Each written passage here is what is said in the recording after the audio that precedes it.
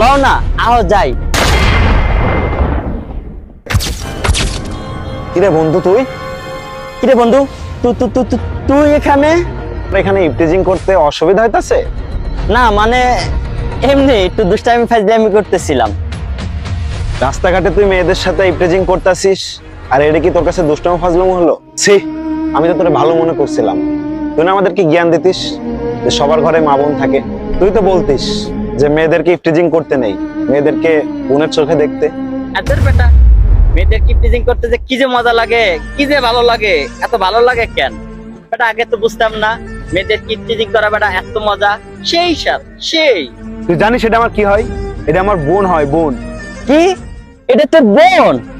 আরে বেটা তো ভালোই হইলো বেটা, তোর বোন মানে আমার বউ। আজ থেকে তো আমরা দুজন হালা হুমন্দি। আয় হুমন্দি। সব, তুই তো বন্ধু না রে, বন্ধু নামের কলঙ্ক। খুব জ্বলতেছে না? খুব জ্বলতেছে। যখন এরকম মানুষের বোনকে যখন ইফটিজিং করিস তখন ওদের কেমন লাগে একবার কখনো ভেবে দেখেছিস? মানে এসব কি বলতেছিস? মানেটা ভাইয়া আমি বলতেছি, তাহলে শোন।